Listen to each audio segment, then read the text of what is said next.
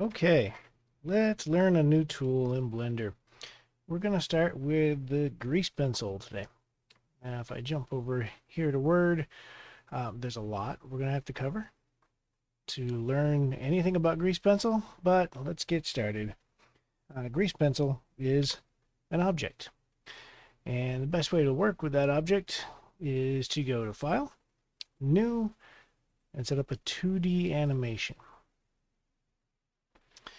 And you are presented with a white canvas. You're presented with a bunch of pre-configured grease pencil brushes. You can click here to grab a brush. And you've already got the ability to start sketching. So I can draw something on the screen like that. And now here's where the object part of it comes in. That is still in 3D space.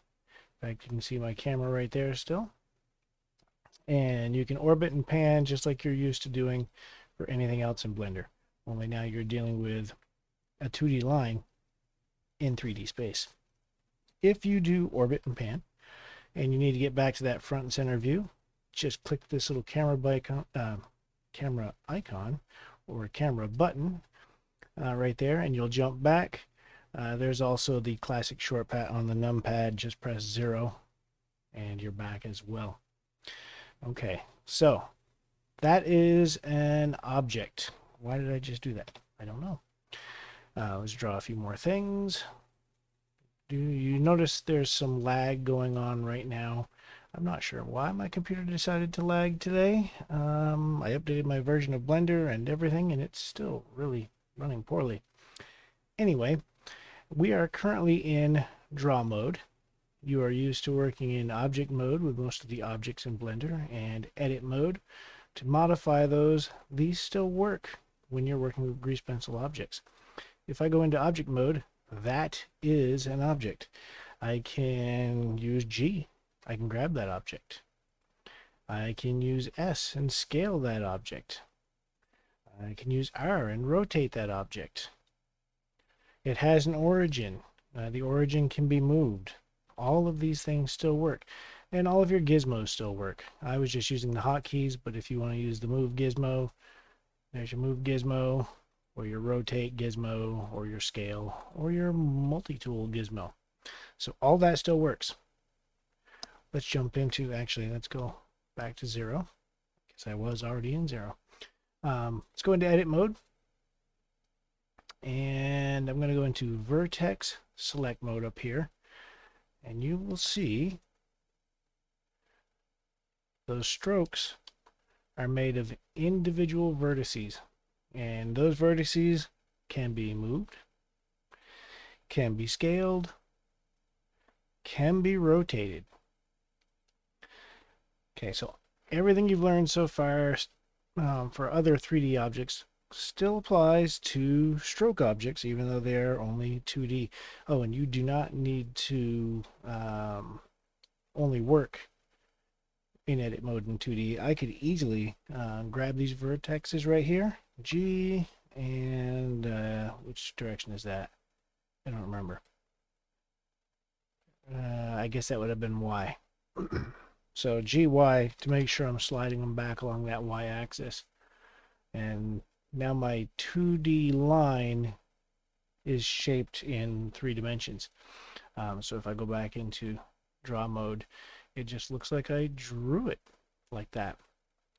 I'm just going to jump back to my camera and zoom out a little bit. All right. 2D animation view mode. That's what we're doing. You can draw in 3D. If you wanted to orbit around and you wanted to work in the regular layout view, it is very possible to do your drawings that way. But if you're drawing in 3D, you have to kind of remember and plan for where your grease pencil is actually putting lines. Because right now it's placing them on the front plane, the XY plane, or sorry, XZ. And if you look at your little icon up here, you can see the XZ sort of creates a plane like this. And that's what you're drawing on. If I want to draw on a different plane, I would have to pick a different one, like maybe YZ. And YZ is right here. So there's my YZ versus my XZ. You can also do it based on your view. But again, that is going to change as you orbit the camera around. So very useful, but maybe not for beginners. To start out, you're probably best off going with a 2D animation and working on the default front view from the camera view.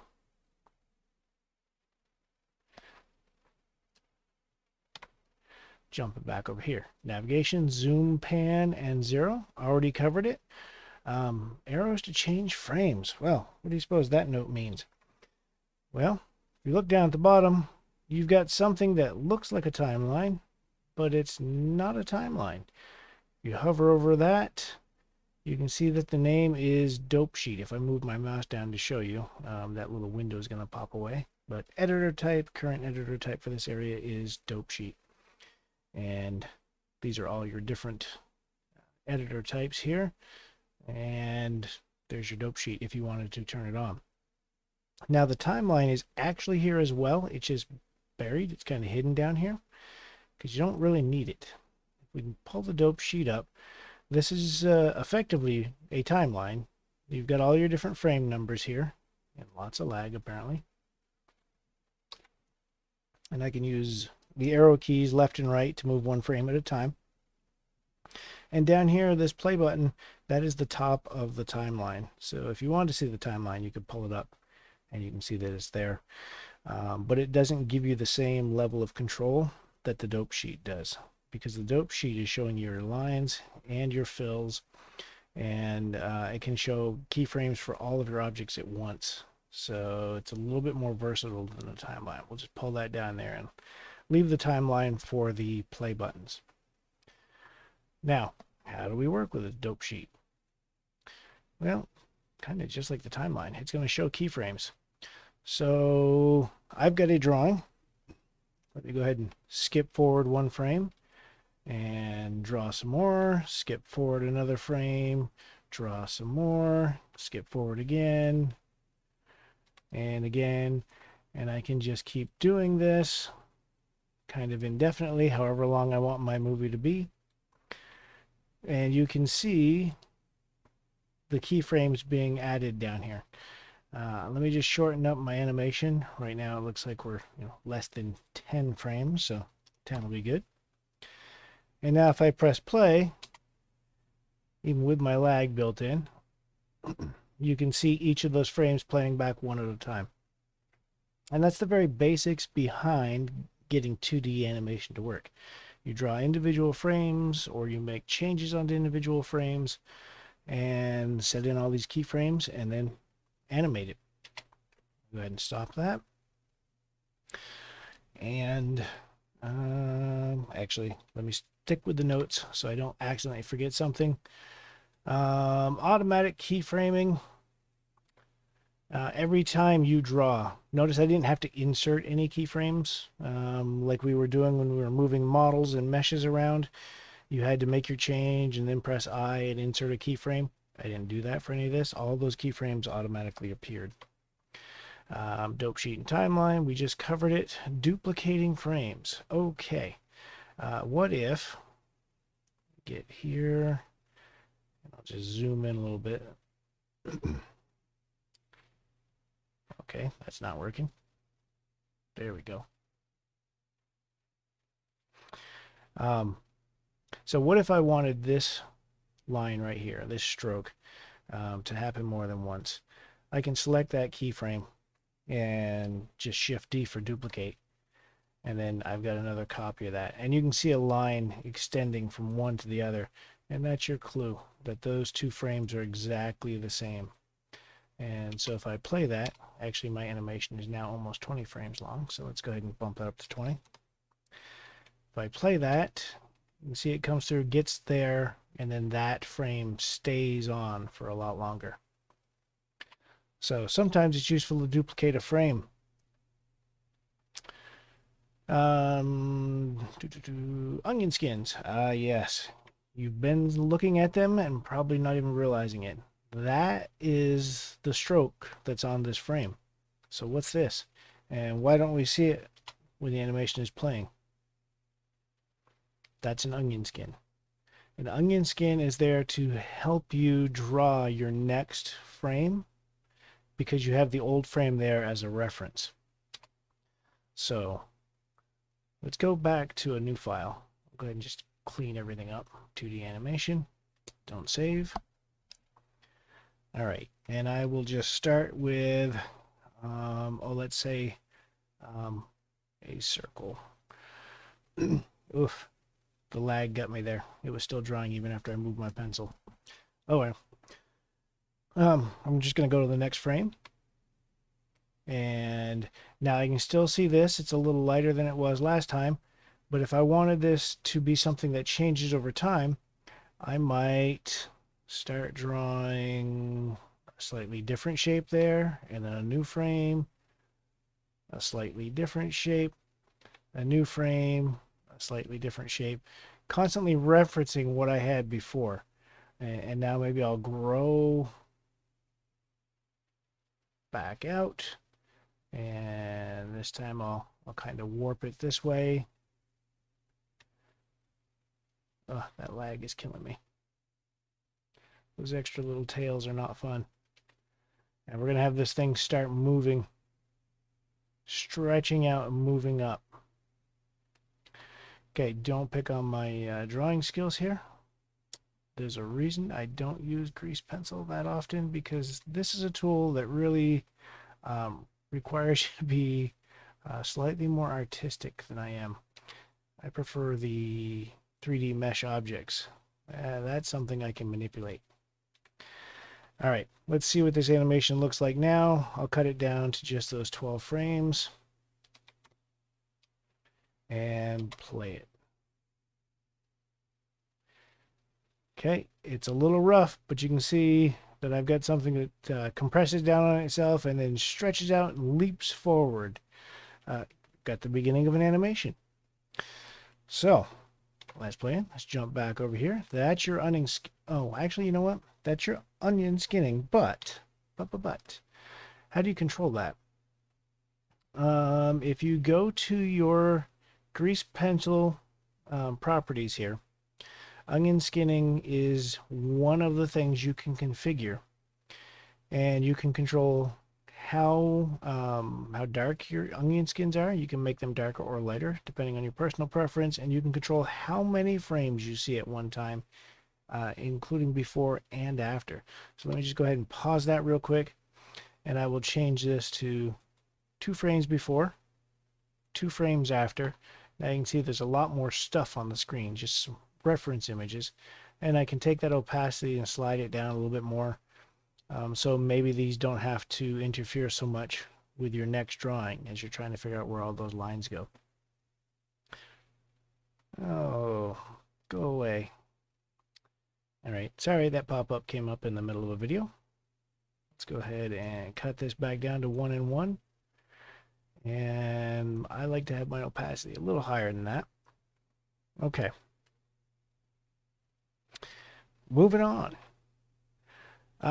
Strength and size. Notice they both have notes next to them, Shift F and F. Very useful. So I'm just going to jump over here to this frame, which doesn't really have anything on it yet. It will show whatever your last one was as part of the onion skin. And I'm just going to draw something, and you'll notice that's kind of gray. Well, it's gray because the strength of the tool that I'm using is only at 0.6. If I slide that up to 1, now it's black. The size is something you can control too. You've got a radius slider right here. That's the size I'm getting with 20 pixels. If I slide this up, that's 100 pixels, 102 actually. Let's make it 200. Okay, so you can see how that works. Now something else that's supposed to be working and doesn't on my computer, and I think it's related to the lag, is these buttons here turn on pressure sensitivity for tablets. And I am using a tablet right now because freehand drawing is much easier with a tablet than it is with a mouse.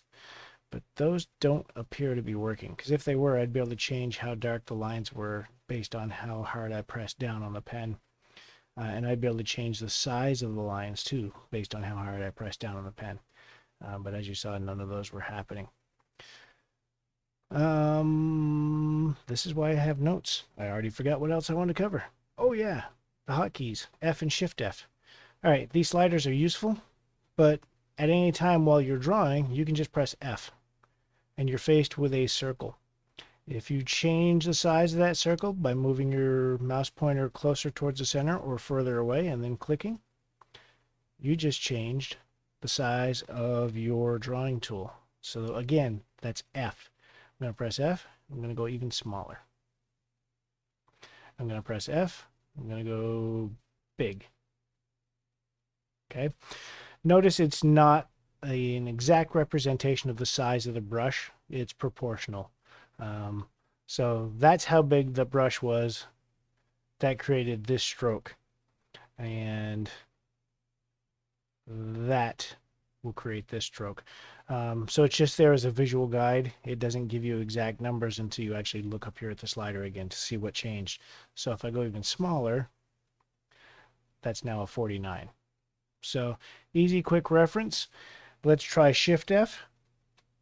Does the same thing, only now what we're doing, it maxes out at 1 and it minimizes out at 0, and anywhere in between is something you can use. Now notice that circle is getting lighter or darker depending on how I move. That is the strength again. So now my strength is 0.39, and when I draw, I'm back to using gray lines. Shift F, pull it back up closer to 1, let's say 7.5, and draw again, and I'm even darker. Shift F, I'll go all the way up to 1, and now we're back to black lines. And now we've got a very cluttered board, so how about File, New, 2D Animation. And let's jump back over to the notes. The eraser. You know what? I should have checked that out first. You can erase some of those strokes as well. And the same shortcuts, F and Shift F, will control your eraser. So now I've got to put a stroke back on the screen. Your eraser tool is right here. And as you click and drag, notice the lines are just sort of fading out. That is based on the strength of that eraser, which right now is 0.5. So if I slide that all the way up, now things disappear much quicker. Slide that down a little bit, and well, there's your F. There's your Shift F. And now I've got a much bigger eraser. So that's how that works. Yeah, I don't feel like doing that right now. Okay, jumping back over here to the notes. Pressure sensitive buttons. We just looked at those. Just a quick reminder. There are these buttons here. And if we get off the eraser, here and here. And maybe you'll have better luck with them. They did work for me. They even worked for me earlier today before I did the update. So now they're broken. Don't know why. Smoothing strokes with the stroke menu, post-processing and stabilization. Okay. If you are working at school and you don't have access to a tablet, or if you're at home and you just don't own one, which is most likely, I'm going to switch right now. I was using my tablet and pen. I'm going to use my mouse, and I'm going to try to draw a circle. Now, if you've ever drawn much with a mouse, you know that's not super easy. That actually turned out pretty well. So I'm kind of impressed by that. I might have some of these features turned on. I thought I reset everything, but let's find out. Oh, well, okay. Post-processing is something that Blender will do after you've drawn your stroke, and it's a way of modifying your stroke to take some of the hand jitters out of it and make it a smoother object.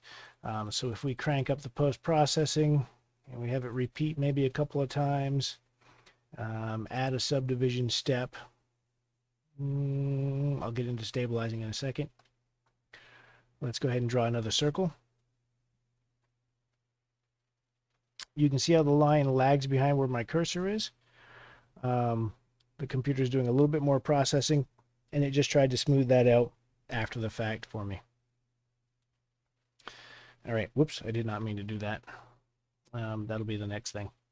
So I should introduce the next thing first. Stabilizing the stroke. So if you turn this on, you can control how far away your mouse is before Blender actually starts drawing a line. And what's happening during this span of time when your mouse is moving but Blender's not drawing is it's taking an average of all the places that you went, so that it's trying to smooth out that average and give you a nice stable line. So with that turned on, you'll notice there's a circle behind my mouse that just sort of lags behind. If I start drawing, I have to get away before it will actually start to draw. And then you can see how smooth I can get. Now, I didn't do a circle that time because I didn't start with a circle. I started with a straight line for some reason. Let's try for an actual circle. And still not good. Getting used to that would take a little bit of practice. But it is a lot smoother than both of these. These were a little lumpy and bumpy, and this is just smooth. Another way to do that, if you don't want to come in here and turn this on, you're out here, you're drawing away, you're doing your thing, and it all looks good, and suddenly you get to something where it needs to be smooth. You can just hold down the Shift key, and as you do that, it will, on the fly, turn on that smoothing option. So there's another way to do that. Okay, randomize strokes. This is just for style. If you want stylistic strokes, you don't want it to look like it was super perfect computer generated graphics, just turn on randomize. And it will slowly change these settings as you're drawing. So if I turn up radius, the size of my brush is going to randomly change as I drag out a line. So here I go, dragging out a line. That barely worked. Let me go with a bigger brush. Again, I just hit F there for, let's go about that big. There we go.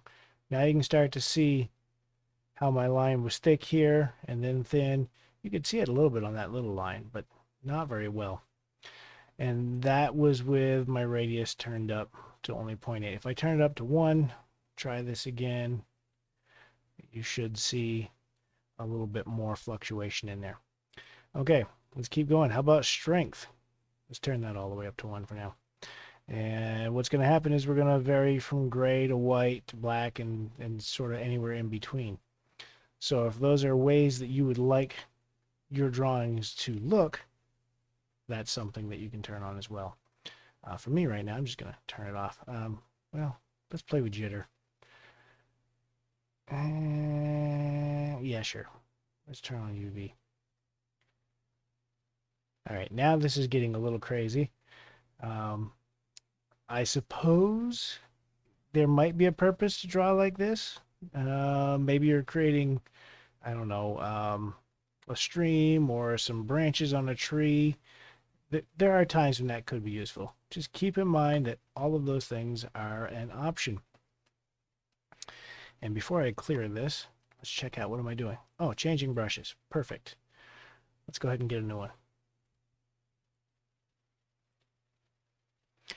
Okay, so you start with your default brush. What if that's not what you want? You've got the word pencil right here and a little icon. Click on it and you've got some pre-configured brushes.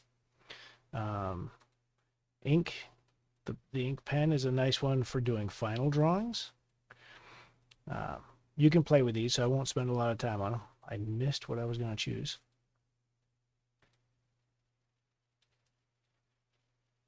You can see how that one had a tapered effect to it. That's what I was trying to get. I didn't get it until the second attempt. Markers, different just different markers, soft edges, hard edges, something to play with to figure out what your tools are. The other thing you can do is come over here again to your object data properties for your pen tool, and where is it? Transform, adjustment, relation, display. No, I don't want onion skinning. Well, I lost what I was going for. All right, we'll come back to that later. I've honestly forgotten what I was going to show you. Okay, that happens. Again, that's why I have notes. Active smoothing. Oh, could have done that earlier. We did all the different ways of smoothing your strokes out here using the stroke menu. If you go to advanced, you can adjust your active smoothing, which is what's going to happen as you're drawing. So I'll just crank that up. And I guess it was cranked up there. And let's see what happens. That might not have been the best pen tool to use to demonstrate that. Let's go back to the ink pen. Now there's still the lag happening as Blender tries to pay attention to what you're doing and smooth things out as you're drawing. But notice it wasn't quite as much as turning on stabilizing here. Now if you work with both of them in combination,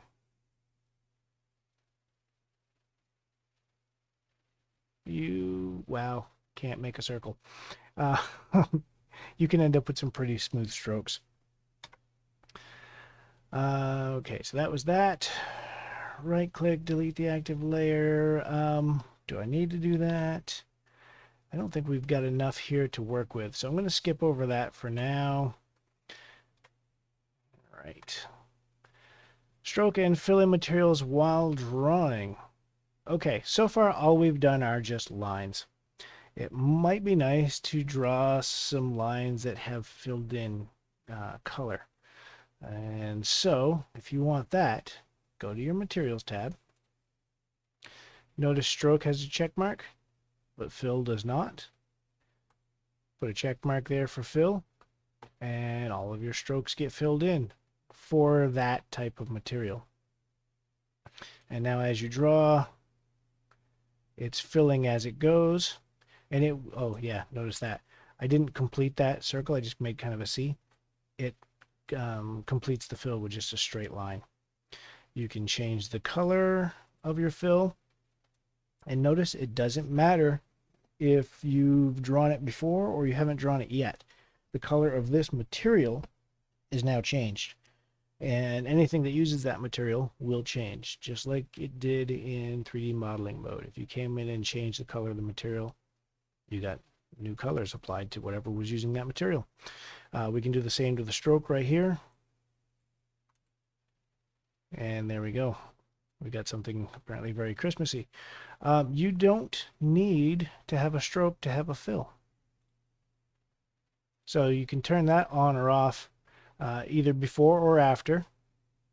And I can still do my drawings. And it will still fill them in. And if I were to turn stroke on, there is a stroke there. You just couldn't see it at the moment. And I should have paid attention to how long this was running. Let's see if I can get a counter here. So we are up to about a half an hour. I should probably end this here and give you a chance to go play with the grease pencil before we move on. So this is where I'm going to end it. What I'm going to ask you to do, so that you actually have something to do with this grease pencil, start a new 2D animation. And go ahead and create a quick sketch of something. Maybe do your name in bubble letters. Maybe try to draw an animal or a vehicle or a building. what do you want to draw? Keep it simple, but give yourself a chance to actually play with the grease pencil and get a feel for what it's like to draw with this thing. Because it's different. It's very different than any other Blender tool you've used so far, and it's probably different than any other graphics software you've ever used, um, which is maybe good, maybe not good. Some of you might catch on to this real quick, others not so much. Remember, I'm just going to jump into this, add a fill, change my fill color, and that's going to be good enough for me. So, if you could do something like that, a Christmas tree, a sleigh, a pumpkin, I don't care. Draw something and show me. Okay, that's it for this video.